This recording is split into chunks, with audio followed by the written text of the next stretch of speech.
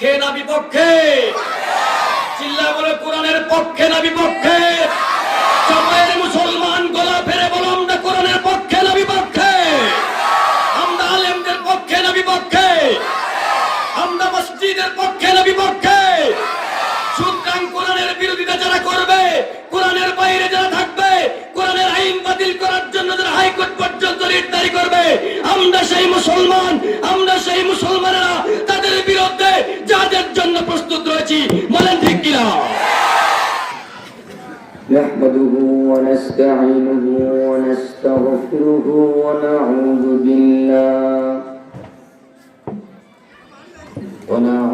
بالله من شرور أنفسنا ومن سيئات أعمالنا من يهد الله فلا مضل له ومن يضلل فلا هادي له ونشهد أن لا إله إلا الله وحده لا شريك له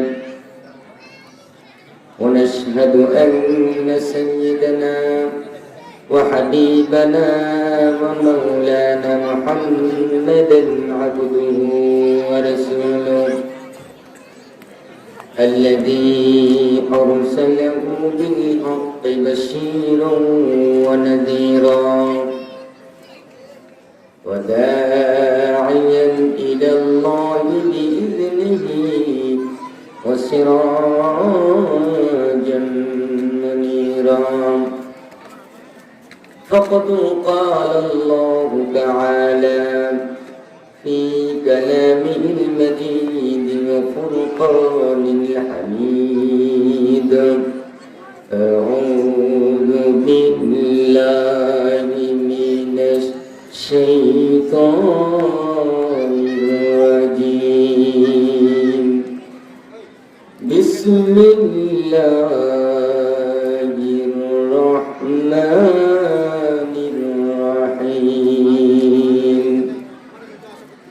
إن الله وملائكته يصلون على النبي يا أيها الذين آمنوا صلوا عليه وسلموا تسليما بلغ العلا بكماله كشف الدجى بجماله حسنت جميع خصاله صلوا عليه মোহাম্মদের সাথে সকলেই আমরা একটু দুরূদ করি। বালাগাল উলা বিকামালিহি কাশাফাত দুজা বিজামালিহি হাসনাত জামিউ খাসালিহি সাল্লু আলাইহি। মুহাম্মদ নাম যতই জপি ততই মধুর লাগে, নামে এত মধু থাকে কে জানিত আগে। মোহাম্মদ নাম যতই জপি ওই নামের ওই মধু চাহি মন ভ্রমরা বেড়ায় গাহি। আমি ওই নামের ওই মধু চাহি মন ভ্রমরা বেড়ায় গাহি। আমার ক্ষুধা তৃষ্ণা নাহি, আমার ক্ষুধা তৃষ্ণা নাহি ওই নামের অনুরাগে। ও নাম নামের অনুরাগে মোহাম্মদ নাম যতই জপি ততই মধুর লাগে। নামে এত মধু থাকে কে জানিত আগে মোহাম্মদ নাম যতই জপি বলগল উলা বিকামালিহি কশফত দুজা বিজামালিহি حسنت جميع خصاله صلوا عليه ওই নামের মুসাফির রাহি চাইনা তত শাহানশাহী আমি ওই নামের মুসাফির রাহি চাইনা তত শাহানশাহী নিত্য নাম ইয়া ইলাহি নিত্য নাম ইয়া ইলাহি জনুরিদি জাগে নাম জনুরিদি জাগে মোহাম্মদ নাম যতই জপি ততই মধুর লাগে নামে এত মধু থাকে কে জানিত আগে মোহাম্মদ নাম যতই জপি বলগল উলা বিকামালিহি কশফত দুজা বিজামালিহি হসনত জমিউ খিসালিহি সল্লু আলাইহি कदमों में तेरी गिरता गलियों में तेरी फिरता गहे जारे जरे रोता गहे बेकरार होता बलगल उला बिकमालिही कशफत दुजा बिजमालिही हसनत जमीउ खसालिही सल्लु अलैहि अल्लाहुम्मा आमीन ربنا ظلمنا أنفسنا وإن لم تغفر لنا وترحمنا لنكونن من الخاسرين رب العالمين أي الله تعالى চাপাই গোল্লা ডাঙ্গা কেন্দ্রীয় কবরস্থান এবং হাফিজিয়া মাদ্রাসার উন্নয়ন করবেন। ষষ্ঠ বার্ষিক 2 দিন ব্যাপী তাফসীরুল কুরআন মাহফিলের প্রথম রজনীতে আল্লাহ তাআলা তোমার হাবিবের উপর কয়েক মত দরুদ সালাম করে রব্বুল আলামিন গুনার বোঝা মাথায় নিয়ে তোমার শাহী দরবারে হাত উত্তোলন করেছি। মেহেরবানি করে আমাদের तमाम জিন্দেগীর গুনাহগুলো maaf করে দাও আল্লাহ তাআলা রব্বুল আলামিন। এই মাহফিলের আয়োজন যারা করলেন আর দূর দূরান্ত থেকে সাথে যারা এসেছেন, কিয়ামতের দিন মুসিবতের সময় মাহফিল আমাদের সকলের জন্য নাজাতের ওসিলা বানিয়ে দিও আল্লাহ রব্বুল আলামিন। এমন কিছু কথা বলার মতো সুযোগ আর তৌফিক দান করে দাও যেই কথা বললে বক্তা শ্রোতা আমরা উপকৃত হতে পারি। ইয়া রব करम तू अगर करे उसके माफिल क़यामत के दिन मुसीबत को तो हम लोगों को वसीला बना दे। तक़ब्बल मिन्ना इन्नका अंतस समीउल अलीम व तुब अलैना इन्नका अंतत तव्वाबुर रहीम। सुब्हान रब्बिका रब्बिल इज्जति अम्मा यसिफून व सलामुन अलल मुरसलीन वल्हम्दुलिल्लाहि रब्बिल आलमीन। وجعل آخر كلماتنا عند الموت لا إله إلا الله محمد رسول الله। জবান খুলে একটু বলি লা ইলাহা ইল্লাল্লাহ জোরে লা ইলাহা ইল্লাল্লাহ জোরে। সম্মানিত উপস্থিতি, আপনারা কি ঘুমায় আছেন নাকি জাগ্রত আছেন? কথা বলেন না, না রাত করেছেন? হ্যাঁ, সম্ভবত ঘুমায় আছেন। কারা কারা ঘুমাইছেন হাত তুলুন তো দেখি। ও ঘুমাইছেন? জাগ্রত আছেন কারা কারা হাত তুলে দেখি। যারা হাত উঠায়নি তারা অবশ্যই ঘুমায় আছে। পাশে দেখেন তো কি হাত উঠায়নি? আল্লাহু আকবার। হাত নামান। আমি মনে করছি কি জানেন, এখানে যারা আছেন এই স্প্যান্ডেলের মধ্যে সবাই ছেলে মানুষ না পুরুষ মানুষ? কোনটা? দুইটাই। আচ্ছা, ছেলে মানুষ না মহিলা মানুষ? ছেলে। আচ্ছা, ছেলে মানুষ আর মেয়ে মানুষ, আমার কথা আপনারা বোঝেন?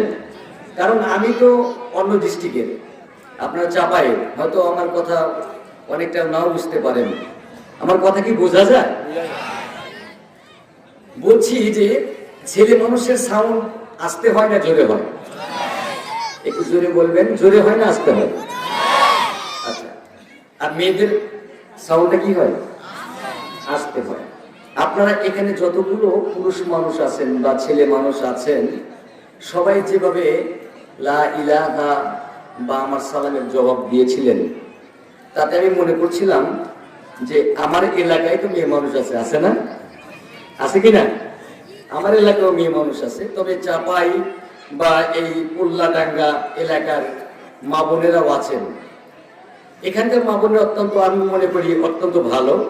কিন্তু আমাদের এলাকার মা বোনেরা দুইজন যদি ঝগড়া লাগায়, দুইজন ব্যক্তি যদি ঝগড়া লাগায়, আপনারা এতগুলো মানুষ যেভাবে সালামের বা জিকিরের যে সাউন্ডটা দিলেন, এর চাইতে 3 গুণ সাউন্ড বেশি হবে। আমার এলাকার মা বোনদের এত ঝগড়া, তবে এই এলাকার মা বোনরা অত জোরে ঝগড়া করে না, করে কি? আপনার এলাকায় আছে? আচ্ছা, তাহলে আমাদের এলাকার মা বোনদের যে সাউন্ড, এই সাউন্ডের আপনারা উপরে থাকতে চান না নিচে থাকতে চান? উপরে থাকবেন? উপরে থাকবেন না নিচে থাকবেন? উপরে থাকতে সন্দেহ লাগে। এইভাবে বললে তো উপরে থাকা সম্ভব না, কি ঠিক কিনা? পুরুষের মতো একটু জবান খুলে একটু জিকির করতে, লা ইলাহা ইল্লাল্লাহ,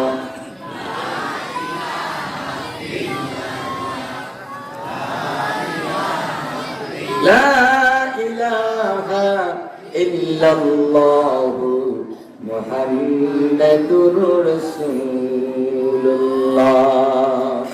সাল্লাল্লাহু আলাইহি ওয়াসাল্লাম। উপস্থিত উল্লাডাঙ্গা কেন্দ্রীয় কবরস্থান ও হাফিজিয়া মাদ্রাসার উন্নয়ন কল্পে ৬ষ্ঠ বার্ষিক 2 দিনব্যাপী তাফসীরুল কোরআন মাহফিলের প্রথম রজনী, সম্মানিত সুদক্ষ সভাপতি জনাব মোহাম্মদ ইলিয়াস উদ্দিন সাহেব, সভাপতি অত্র মাদ্রাসা। আমার পূর্বে যিনি আপনাদের মাঝে সুনিত কণ্ঠে আলোচনা করেছেন, বিশিষ্ট ইসলামী চিন্তাবিদ মুফতি আবু হানিফ সাহেব।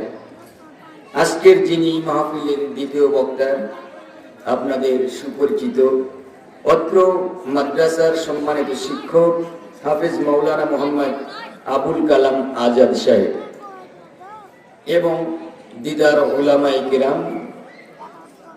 সামনে উপবিষ্ট আছেন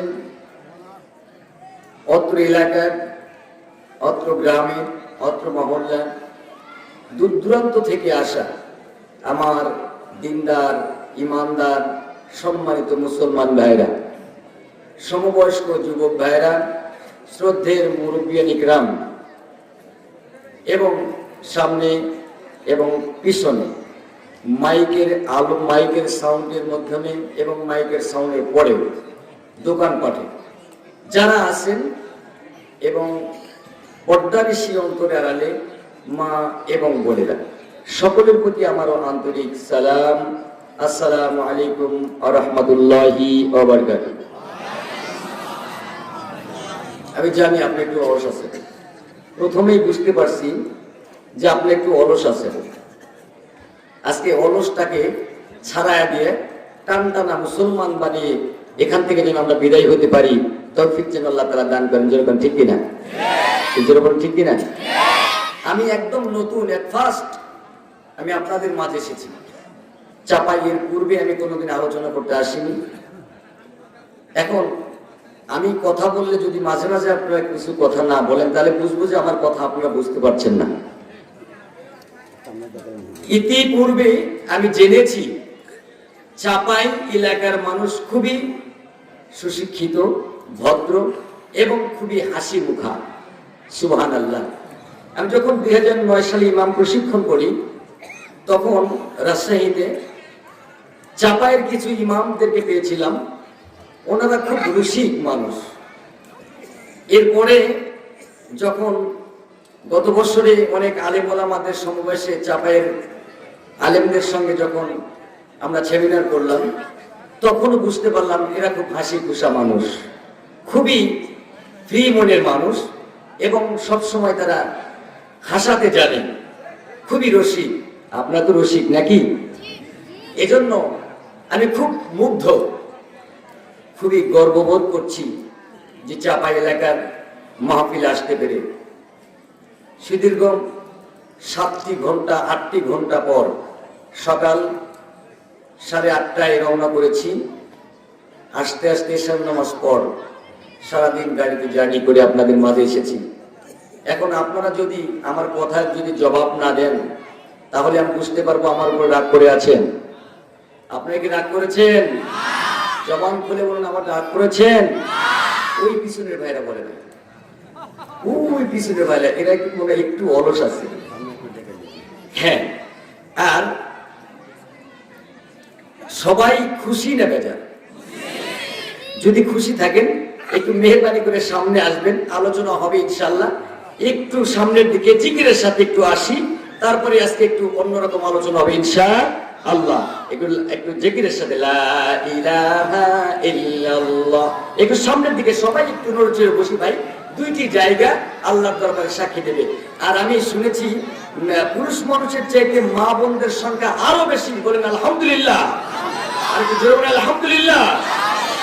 মা বোনেরাও আলোচনা শোনার জন্য এসেছে। মা বোনেরা আপনিও একটু চেপে চেপে বসবেন, সবাই একসাথে, কাউকে যেন কেউ যেন কষ্ট না পায়। সকলেই আপনারা চেপে চেপে বসুন। অনেক মা বোনেরা এসেছেন। ভাইয়েরা আমার, আপনারা ওই পিছনে ভাইয়েরা কথা বলবেন না। আর দ্বিতীয় কথা, আমি কিন্তু পিছনে ভাইদের একটু টেস্ট করব। আপনারা যুবক, আচ্ছা যুবক যারা যারা আছেন একটু হাত তুলে দেখাই তো ভাই, একটু যুবক যারা যারা যারা হাত তুলেন। হ্যাঁ আলহামদুলিল্লাহ, হাত নামান। আর বৃদ্ধ যারা আছেন একটু হাত তুলে দেখি। বৃদ্ধের সংখ্যা একটু কম মনে হয়, যুবকের সংখ্যা বেশি। জোরে বলেন ঠিক কিনা?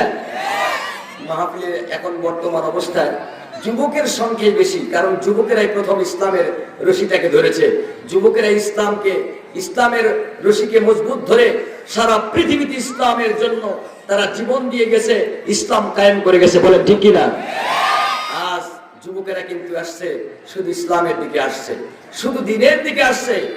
আজ মানুষেরা খেলা ছেড়ে দিয়ে, স্টেডিয়াম ছেড়ে দিয়ে, আপনার হল ছেড়ে দিয়ে, বিভিন্ন আড্ডা জায়গাগুলো ছেড়ে দিয়ে আসছে মানুষ কোরআনের দিকে। এটা ইসলামের জোয়ার। জোরে বলেন ঠিক কিনা? এটা হলো ইসলামের জোয়ার। সেজন্য আপনারা সবাই খুশি না বেজার? সবাই খুশি না বেজার? কারা কারা খুশি না হাত তুলে দেখাই। বাঙালি ব্যাগে উঠে আলহামদুলিল্লাহ। আসলে শুনে শুনে আমরা হাত উত্তোলন করেছি, ঠিক না ভাই? এটা মহব্বতের হাত। আল্লাহ তাআলা আমাদেরকে অবুঝ মুসলমান বানিয়ে কাল কিয়ামতের দিন যেন আল্লাহ তাআলা আমাদেরকে মাফ করে দিয়ে জান্নাতুল ফেরদাউস নসিব করেন। বলেন আমিন, বলেন আমিন। আমরা মুসলমান একটু তাকবীর দিতে চাই, আমরা মুসলমান একটু তাকবীর দিয়ে জানাতে চাই যে আমরা মুসলমান এখনো পৃথিবীতে আছি, এখনো চাপাই এলাকায় আছি। আর চাপাইয়ের একটা ধ্বনি দিয়ে জানায় দেন সারা পৃথিবীর থেকে আল্লাহর আরশ মহল্লা পর্যন্ত আমরা চাপাইয়ের মুসলমান, এখনো আল্লাহকে ভুলি নাই। আমরা চাপাইয়ের মুসলমান, আল্লাহর নাম নিতে পারি। এখন আমরা চাপাইয়ের মুসলমান, আমরা আল্লাহর নামের ধরে দিয়া বাতিল মুশরিক বিরুদ্ধে, আমরা বাতিলের বিরুদ্ধে মাঠে নামতে প্রস্তুত আছি। বলেন ঠিক কিনা? একটু তাকবীর দেওয়া যাবে? যাবে? জোরে সোরে একটু তাকবীর দেই। লিল্লাহি তাকবীর।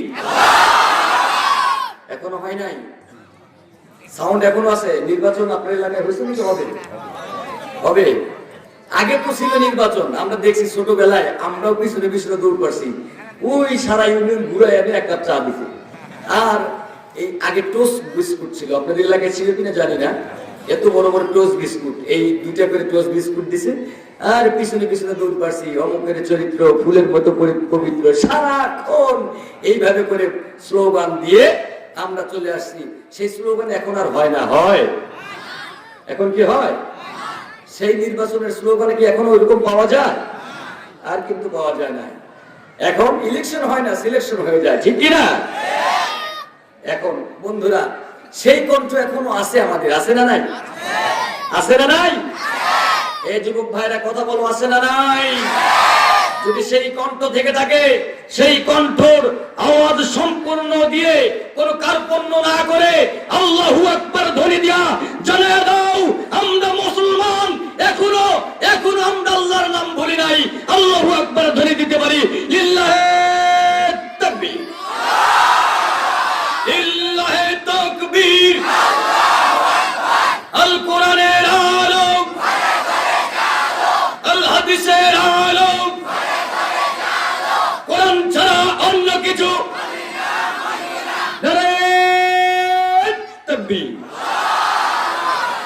আলহামদুলিল্লাহ, এই তো জং সেরে গেল, অলসতা কেটে গেল, ঠিক কিনা? আপনারা কিসের টানে এসেছেন? আলহামদুলিল্লাহ, কিসের টানে? কোরআনের টানে। এই যে হাজারো হাজার জনগণ এসেছে শুধু কোরআনের টানে, চিল্লায় বলেন ঠিক কিনা?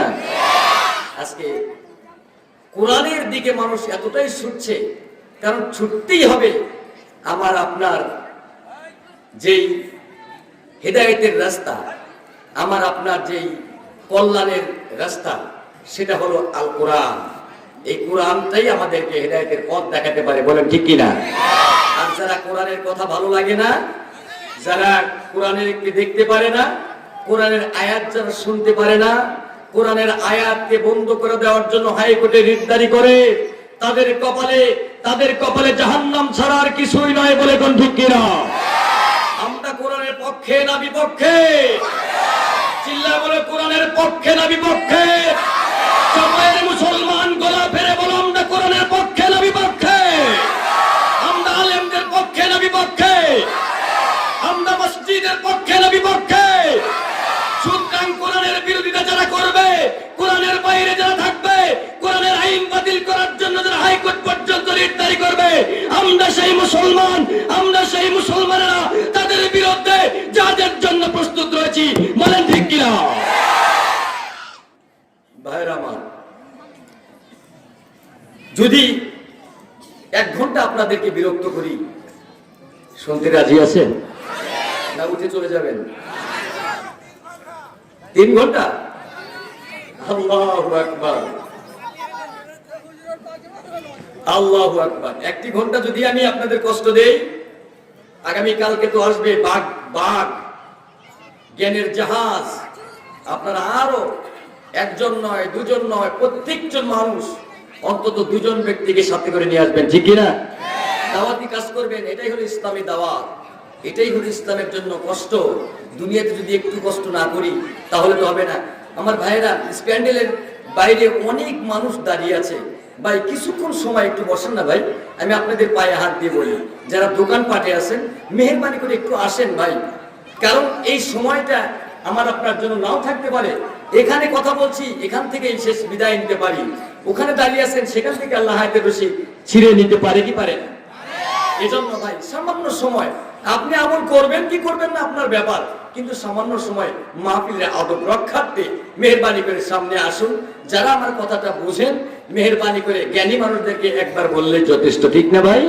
এজন্য আপনারা মেহেরবানি করে সামনে বসলে খুব খুশি হব, খুবই খুশি হব। ভাইরা আমার, আসুন আমরা সামনের দিকে আলোচনা করতে যাই।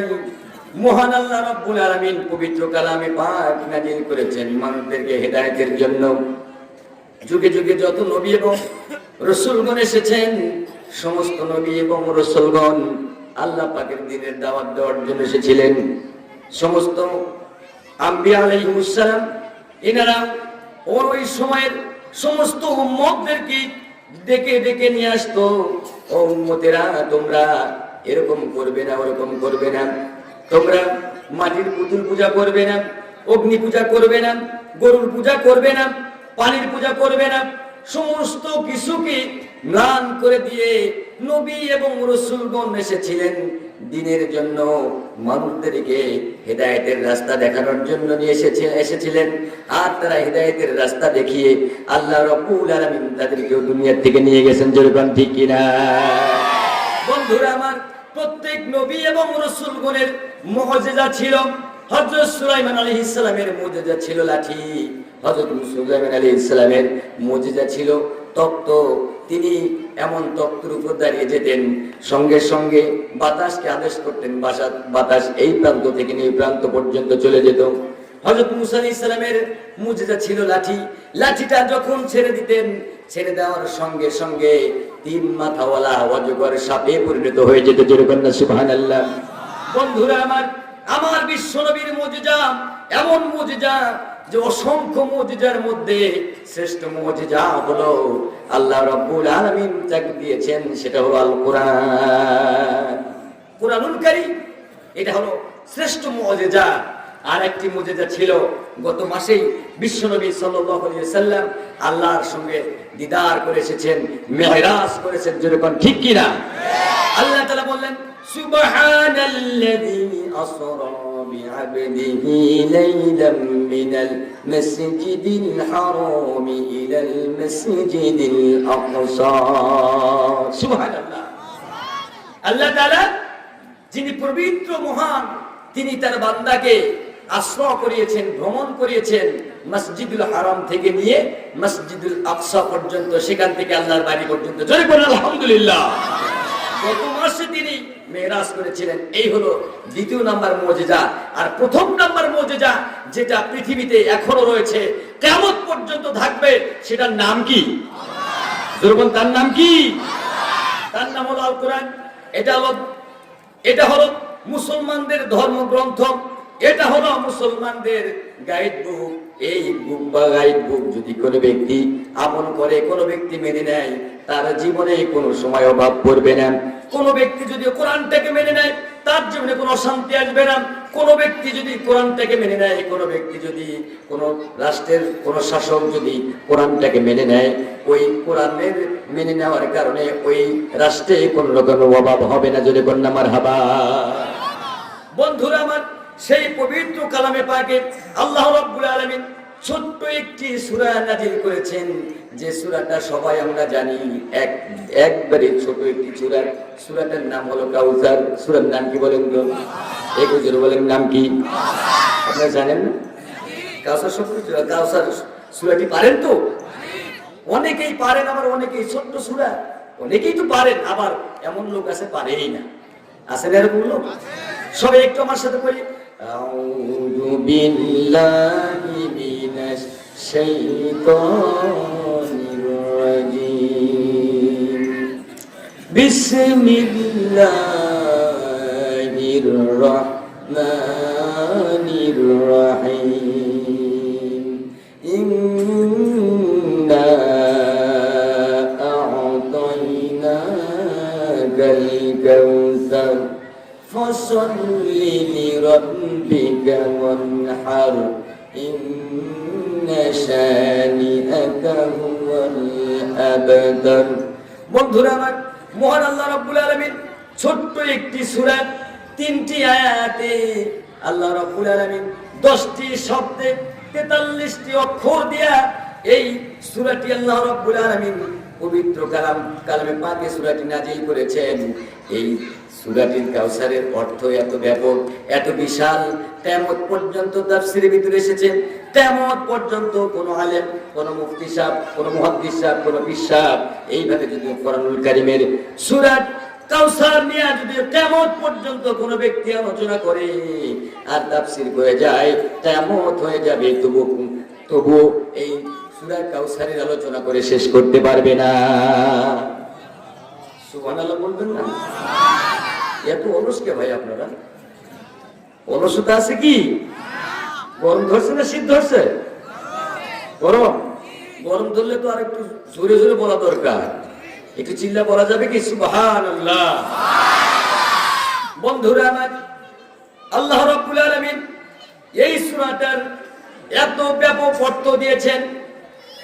শাব্দিক অর্থ হলো ইন্না আ'তাইনাকাল কাউসার, হে নবী নিশ্চয় আমি আপনাকে কাউসার দান করেছি। জোরে কন্যা সুবহানাল্লাহ। ফসল্লি লিরাব্বিকা ওয়ানহার, ও নবী অতঃপর আপনি কি করুন, আপনার প্রতিপালকের সন্তুষ্টির জন্য আপনি নামাজ আদায় করুন আর কোরবানি করুন। সুবহানাল্লাহ। আপনার প্রতিপালকের সন্তুষ্টির জন্য নামাজ পড়ুন এবং কোরবানি করুন। আর পরে আল্লাহ রাব্বুল আলামিন জানিয়ে দিলেন, ইন্না শানিআকা হুয়াল আবতার।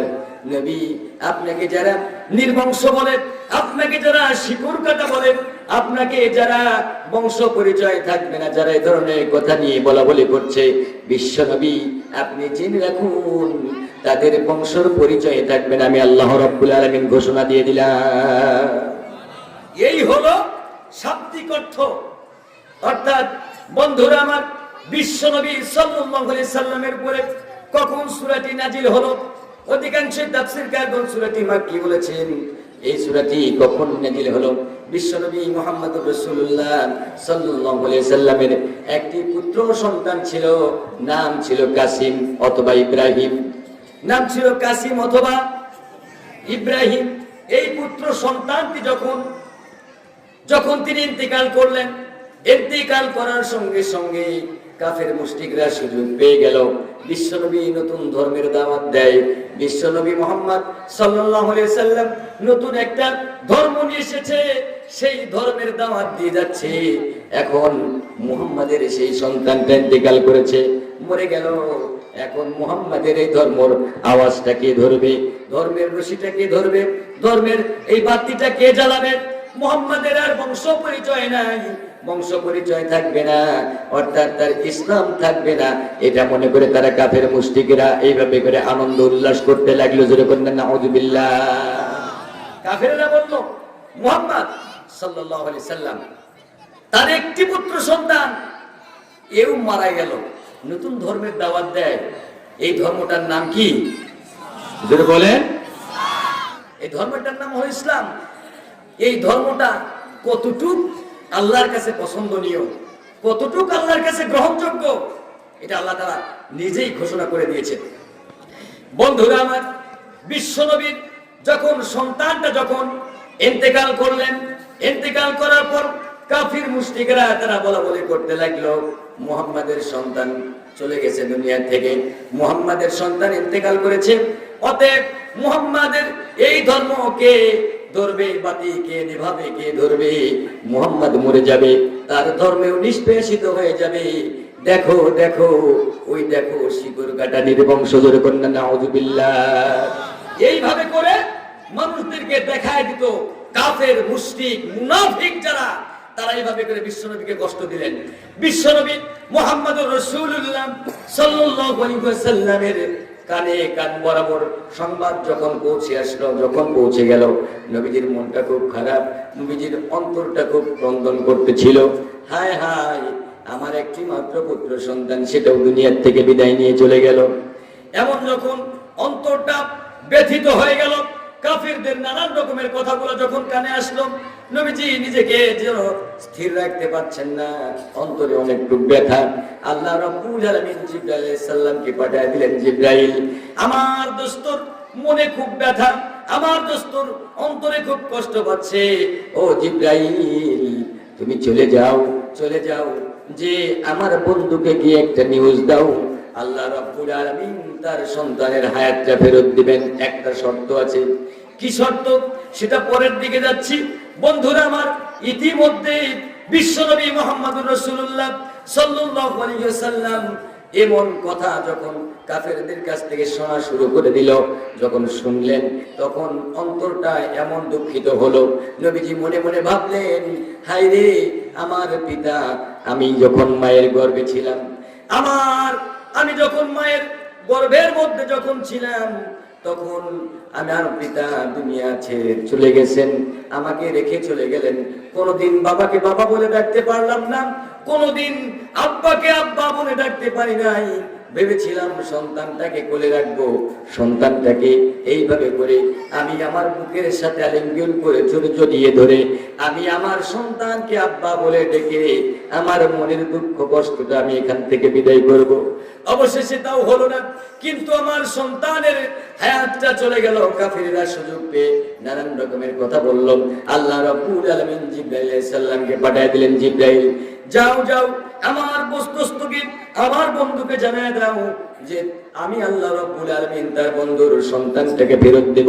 ফেরত দেওয়ার কারণ আছে, একটা শর্ত আছে। শর্তটা হলো আপনার সন্তানের জানটা যদি নতুন করে ফেরত দেওয়া হয় তাহলে কাল কিয়ামতের দিন মুসিবতের সময় ওই বিচার কার্য যখন আমি বিচার শুরু করব ওই সময় আপনার প্রত্যেক উম্মতের বিচারটা খুব কঠিন ভাবে নেওয়া হবে। আর যদি আপনার সন্তানের হায়াত না চান, যদি আপনি কষ্ট না রাখেন, তাহলে আপনার সন্তানের হায়াত আর দেওয়া হবে না। কিন্তু বিশ্বনবী আপনি মনে রাখুন, কিয়ামতের দিন আপনার প্রত্যেক উম্মতের জন্য বিচারটা একদম সহজ করা হবে। জোরে বলুন সুবহানাল্লাহ। বিশ্বনবী বললেন, আমি আমার একটা মাত্র পুত্র সন্তানের জানতার জন্য আমি সমগ্র আমার উম্মতের বিচারটা কঠিন হয়ে যাক সেটা আমি চাই না, বরং আমি আমার সন্তানের জন্য আমার প্রত্যেক উম্মতকে আমি রক্ষা দিতে চাই। বিশ্বনবী সাল্লাল্লাহু আলাইহি সাল্লাম যখন জিবরাইল আলাইহিস সালামকে জানিয়ে দিলেন, আল্লাহ রাব্বুল আলামিন জানিয়ে দিলেন, বিশ্বনবী আপনি এত বড় সন্তুষ্ট অর্জন করলেন, এত খুশি হলেন আপনার উম্মতের জন্য, আমি আল্লাহ রাব্বুল আলামিন আপনাকে খালি হাতে ফেরত দিতে পারি না, বরং আমি আল্লাহ রাব্বুল আলামিন আপনাকে জানিয়ে দিলাম, ইন্না আ'তাইনাকাল কাউসার। বলেন আল্লাহু আকবার, আল্লাহু আকবার। ইন্না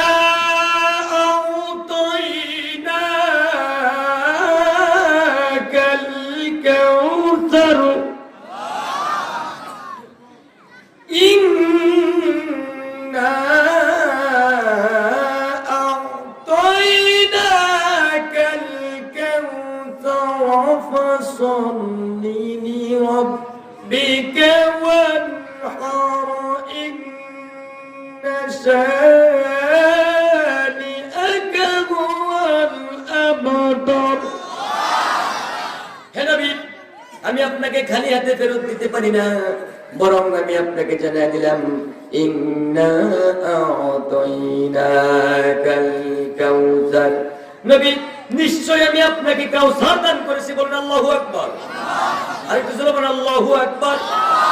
এখন এই কাউসার শব্দটা যদি বিশ্লেষণ করা যায়, কাউসার শব্দটির যদি অর্থ যদি বলা যায়, সারা রাত শেষ হয়ে যাবে। কিয়ামত পর্যন্ত কাউসার শব্দ নিয়ে যদি বিশ্লেষণ করে, কোনদিন বিশ্লেষণ করে শেষ করতে পারবে না। জোরে বলুন সুবহানাল্লাহ। বিশ্বনবী জানিয়ে দিলেন, ও নবী আমি আপনাকে কাউসার দান করেছি।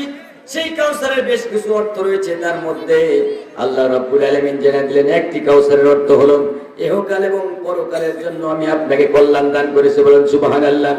আর একটি কাউসারের অর্থ হলো, হে আল্লাহর নবী আমি আপনাকে এমন একটা ধর্মের মধ্যে দীক্ষিত করলাম যেই ধর্মটা আমি আল্লাহ রাব্বুল আলামিনের কাছে পছন্দনীয়। জোরে কন্যা সুবহানাল্লাহ।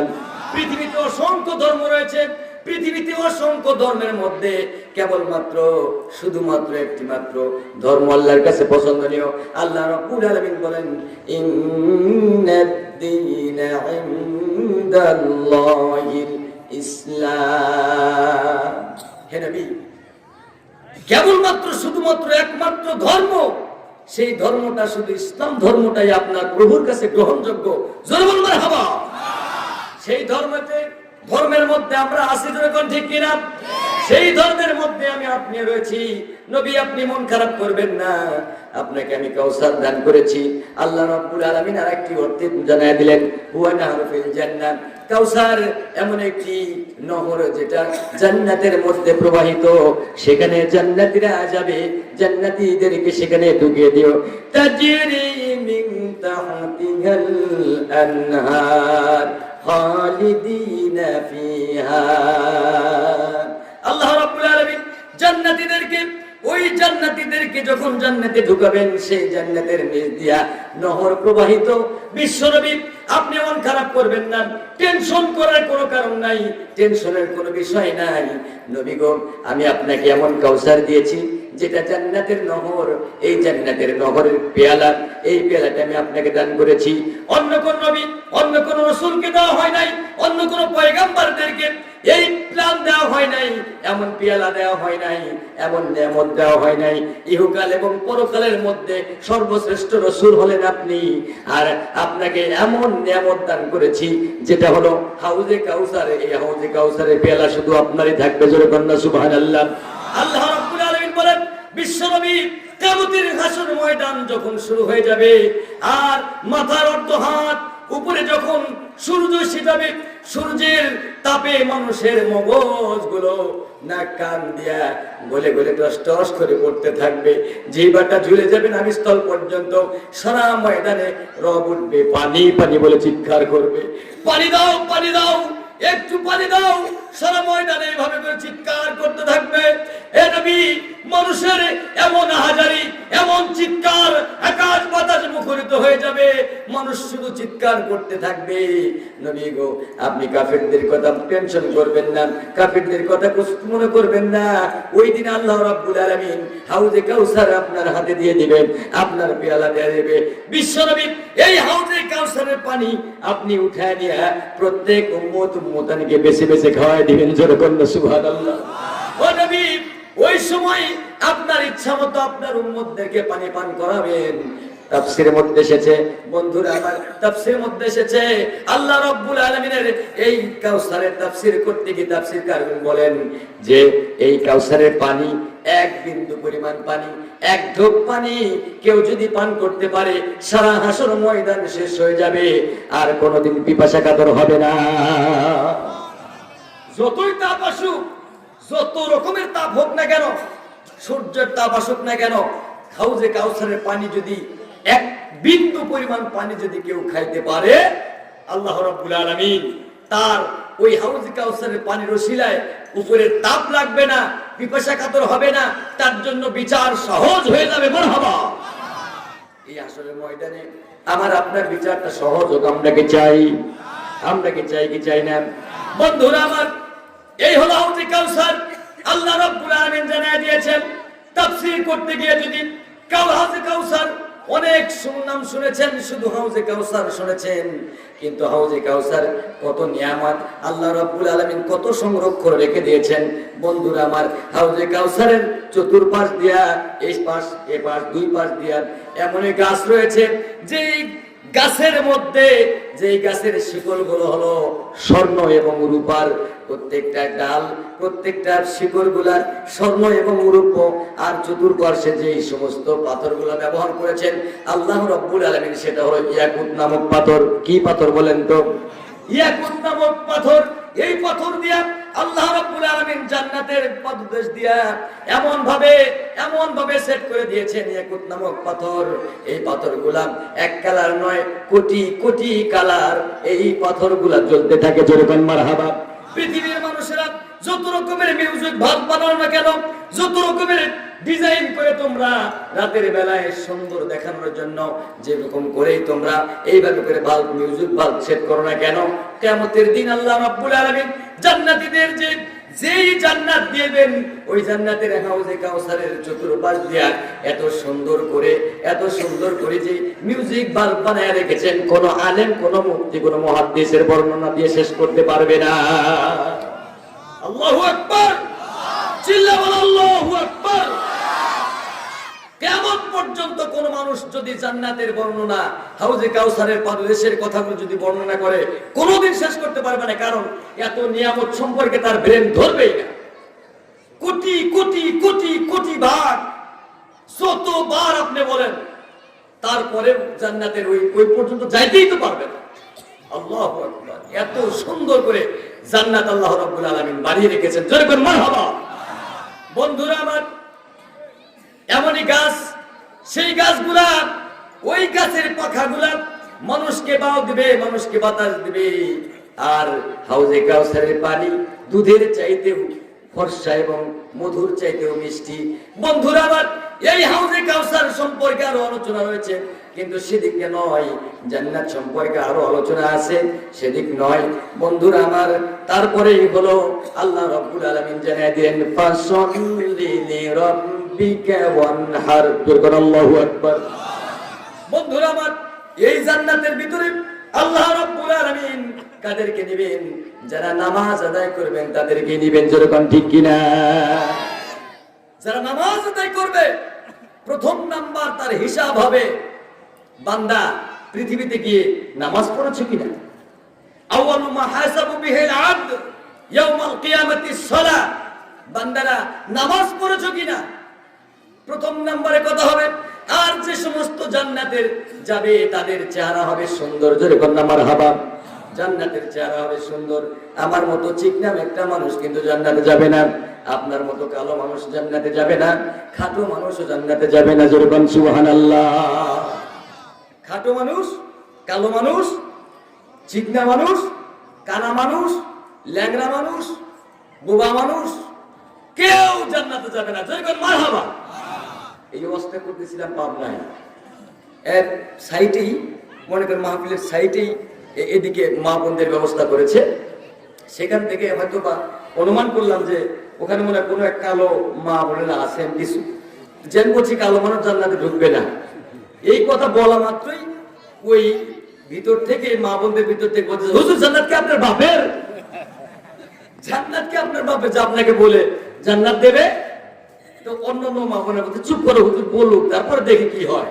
না হলে যদি না দেয় সকালে তো আসেই ধরবই, আর নাইলে মাহফিল শেষে যা ধরবো যে আমরা ইবাদত করি, বন্দেগী করি, তারপরে আমরা জান্নাত পাবো না।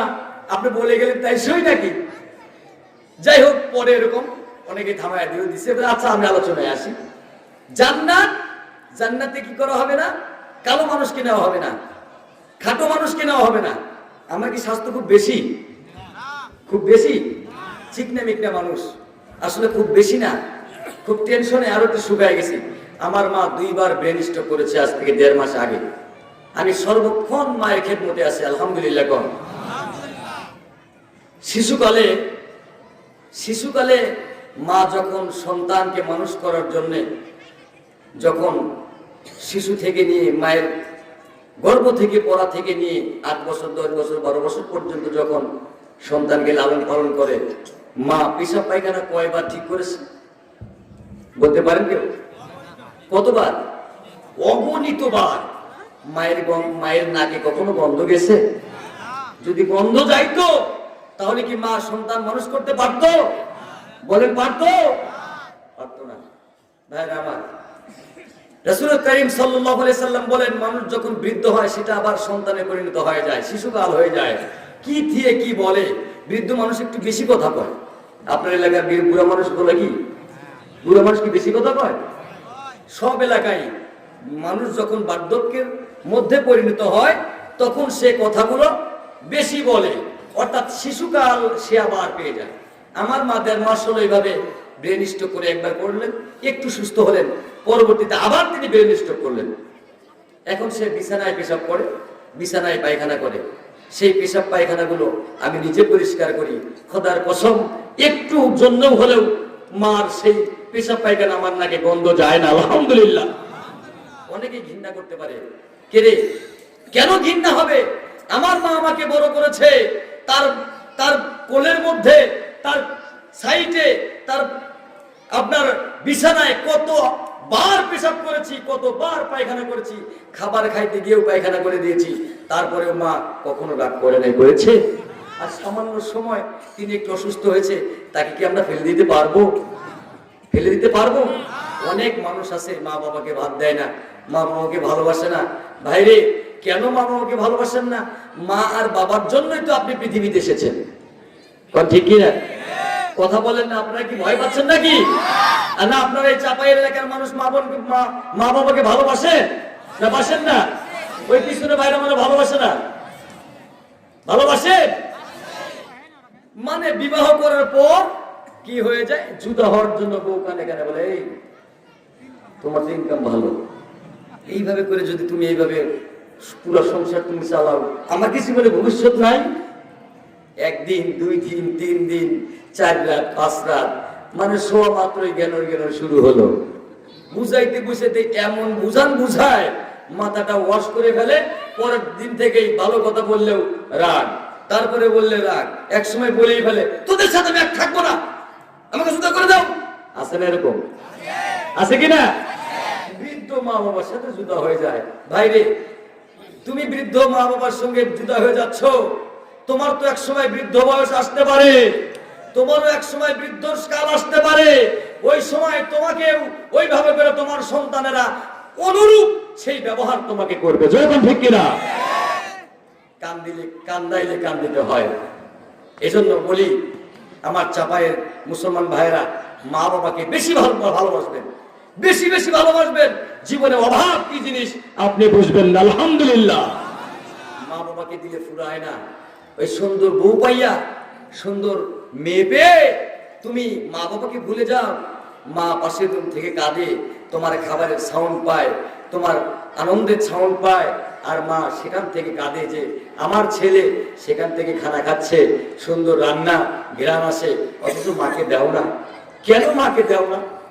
তোমার মা তো নিজে না খেয়ে তোমাকে খাওয়িয়েছে শিশুবেলায়, নিজে না খেয়ে তোমাকে খেয়েছে, অথচ তুমি আজকে সুন্দর খানা খাও, মাকে খাওয়াচ্ছ না। কেন খাও না? ভাইরা আমার, মা বাবাকে বেশি ভালোবাসবেন। মা বাবার খেদমত করলে আল্লাহ খুশি, আল্লাহ রামস মহল্লা খুশি। আলহামদুলিল্লাহ। বন্ধুরা আমার, বলতেছিলাম কালো মানুষ, খাটো মানুষ, আমার মতো চিকন মানুষও জান্নাতের মধ্যে ঢুকবে না। এমন অবস্থায় এক মা ওভাবে দাঁড়ায় গেল, এই হুজুর আপনি কি করেন এখন? তোমাকে বললাম যে আলোচনা আগে শেষ করি, তারপরে আপনি কথা বলেন, ঠিক কিনা বলেন? কালো মানুষ যদি জান্নাতে না যায়, খাটো মানুষ যদি জান্নাতে না যায়, আমরা সুন্দর মানুষ কয়জন? আমরা কি সবাই সুন্দর?